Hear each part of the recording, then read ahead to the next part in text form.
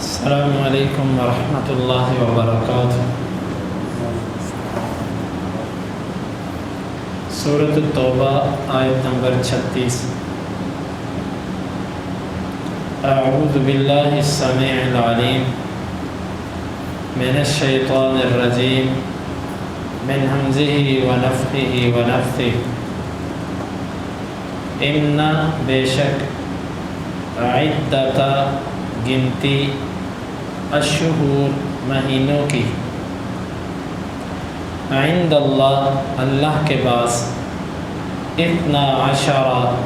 12 شہرا مہینے ہیں، فی میں کتاب اللہ اللہ کی کتاب میں، یوم جس دن خلق اس نے پیدا کیا السماوات آسمانوں کو والارض اور زمین کو، منہا ان میں سے 4 حرم حرمت والے ہیں، ذالک یہ الدین دین ہے، القیم سیدھا مضبوط، فلا تظلموا پس نہ تم ظلم کرو، فیہن ان میں، انفسکم اپنے آپ پر، وقاتلوا اور تم لڑائی کرو، المشرکین مشرکین سے، کافہ تم تمام کے تمام، کما جس طرح کہ یقاتلونکم وہ تم سے لڑائی کرتے ہیں، کافہ سارے کے سارے، واعلموا اور تم خوب جان لو، ان اللہ بے شک اللہ تعالی مع المتقین تقوی والوں کے ساتھ ہے۔ ان عدت الشہور عند اللہ 12 شہرا بے شک مہینوں کی گنتی اللہ تعالیٰ کے ہاں 12 ہے، فی کتاب اللہ اللہ کی کتاب میں، یوم خلق السماوات والارض منہا 4 حرم جس دن سے اس نے زمین و آسمان کو پیدا کیا، ان میں سے 4 حرمت والے ہیں، ذالک الدین القیم یہ سیدھا دین ہے، فلا تظلموا فیہن انفسکم اور تم ان میں اپنی جانوں پر ظلم نہ کرو، وقاتلوا المشرکین کافۃ کما یقاتلونکم کافۃ اور تم سارے کے سارے مشرکین سے لڑائی کرو جس طرح کہ وہ سارے کے سارے تم سے لڑائی کرتے ہیں، وَاعْلَمُوا أَنَّ اللَّهَ مَعَ الْمُتَّقِينَ اور خوب جان لو اللہ تعالیٰ تقوی والوں کے ساتھ ہے۔ اللہ تعالیٰ نے جس دن سے زمین و آسمان کو بنایا، مہینوں کی گنتی اللہ تعالیٰ کے ہاں 12 ہے، اور یہ 12 اللہ تعالیٰ کے ہاں ان مہینوں سے مراد اس مقام پر قمری مہینے ہیں جن کا چاند کے ساتھ تعلق ہے، کیونکہ دین اسلام کے اندر جتنے احکامات ہیں ان سب کا تعلق قمری مہینوں کے ساتھ ہے۔ شمسی مہینے جو ہیں سورج والے مہینے اور سال اس کے ساتھ کوئی تعلق نہیں ہے اسلامی احکام کا، وہ قمری مہینوں کے ساتھ تعلق رکھتا ہے، تو وہ 12 ہیں اللہ کی کتاب میں۔ اللہ کی کتاب سے مراد لوح محفوظ، اللہ تعالیٰ نے لوح محفوظ میں مہینوں کی گنتی ہی 12 رکھی ہے، جس دن سے زمین و آسمان کو پیدا کیا یہ اسی دن سے 12 چلے آ رہے ہیں، ان میں سے 4 حرمت والے ہیں، وہ حرمت والے 3 مہینے تو اکٹھے ہیں، اسلامی 11واں 12واں اور پہلا مہینہ، ذوالقعدہ ذوالحجہ اور محرم، اور ایک ان میں سے رجب ہے۔ رجب اسلامی 6واں مہینہ بنتا ہے، رجب یہ 4 مہینے حرمت والے ہوئے۔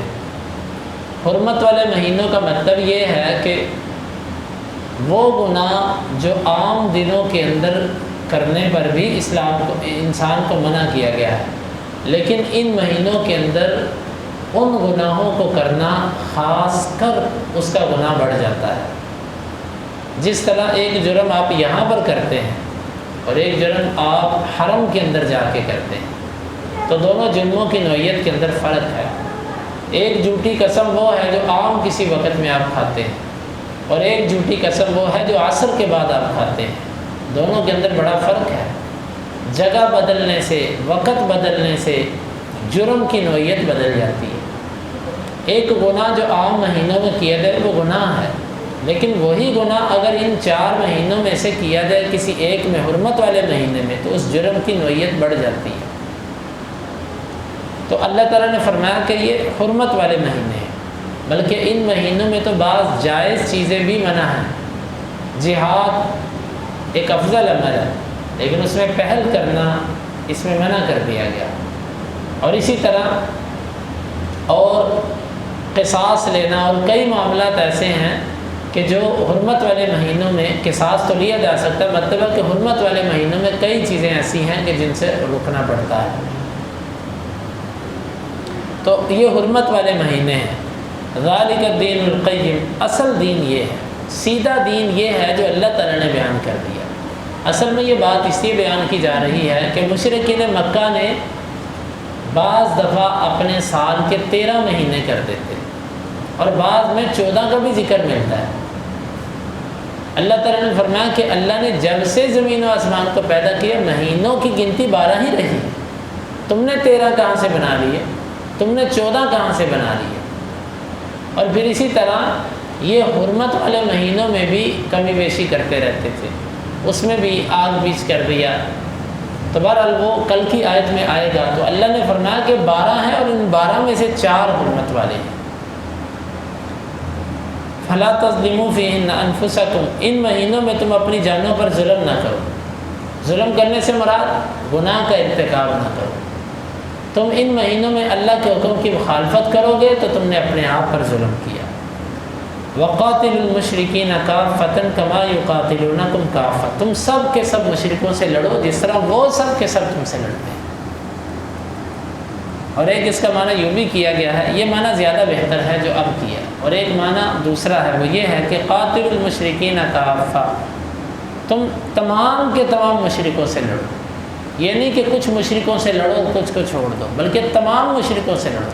کما یقاتلونکم کافہ، جس طرح وہ تم تمام مسلمانوں سے لڑتے ہیں، یعنی وہ تم سے لڑتے ہوئے تمہارے فرقوں کا خیال نہیں کرتے، بلکہ وہ یہ کہتے ہیں یہ مسلمان ہیں، وہ تم سب سے لڑتے ہیں۔ اسی طرح تم بھی سارے مشرکوں سے لڑو، کسی مشرک کو رعایت نہ دو۔ یہ بھی اس کا ایک معنی کیا گیا ہے۔ یہاں پر ایک اہل علم کے درمیان یہ مسئلہ اختلافی ہے کہ حرمت والے مہینوں میں جہاد کا حکم باقی ہے کہ منسوخ ہو چکا ہے۔ ایک قول یہ ہے کہ یہ حکم منسوخ ہو چکا ہے، یعنی اب حرمت والے مہینوں میں لڑائی کی جا سکتی ہے۔ ان لوگوں کے پاس دلیل یہ ہے کہ اللہ تعالیٰ نے حرمت والے مہینوں کا ذکر کرنے کے بعد فرمایا قاتل المشرکین کافۃ کما یقاتلونکم کافۃ، تم ان سے لڑو۔ اللہ نے حرمت کو بیان کرنے کے بعد لڑنے کا حکم دیا، لہٰذا حرمت منسوخ ہوگی، لڑائی ہو سکتی ہے۔ اور یہ دلیل کے طور پر یہ بھی پیش کرتے ہیں کہ نبی کریم صلی اللہ علیہ وسلم نے جو محاصرہ کیا تھا فتح مکہ کے بعد، آپ صلی اللہ علیہ وسلم نے ذوالقعدہ میں کیا تھا، تو لہٰذا جائز ہو گیا۔ یہ دو باتیں یہ پیش کرتے ہیں۔ اس میں راجح اور درست بات وہ یہ ہے کہ حرمت والے مہینوں میں لڑائی منسوخ نہیں ہوئی، یعنی کہ اس کی حرمت منسوخ نہیں ہوئی۔ منع ہے حرمت والے مہینوں میں لڑائی کرنا، ہاں بعض صورتوں میں جائز ہے۔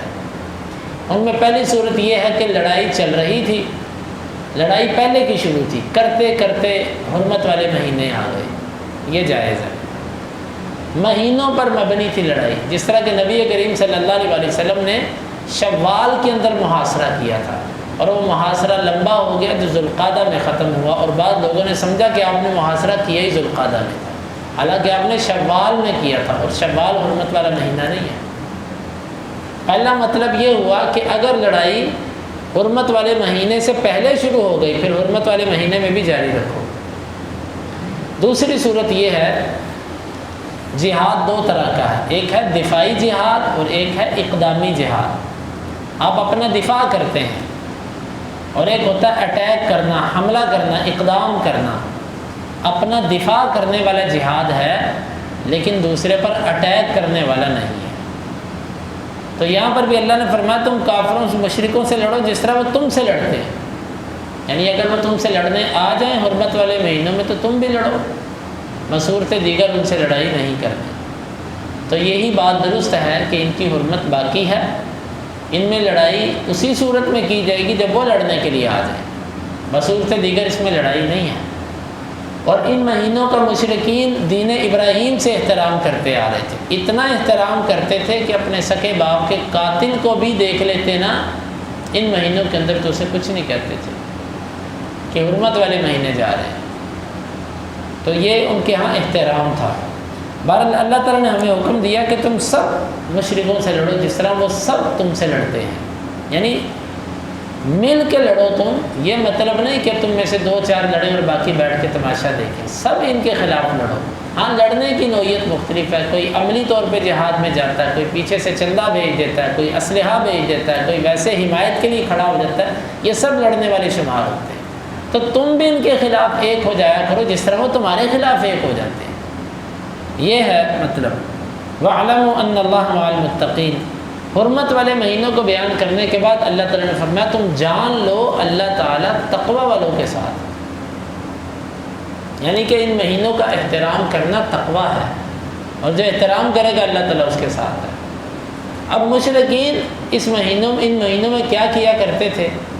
جس طرح یہودی اور عیسائیوں نے اپنے دین کے اندر تغیرات کر رکھے تھے، اسی طرح مشرکین مکہ نے بھی اپنے دین کے اندر کچھ تبدیلیاں کی ہوئی تھیں۔ تو ان تبدیلیوں کا ذکر اللہ تعالیٰ نے اگلی آیت میں فرمایا، انشاءاللہ اس پر گفتگو کل کے درس میں۔ اللہ تعالیٰ سے دعا ہے کہ وہ اس پر عمل کی توفیق عطا فرمائے۔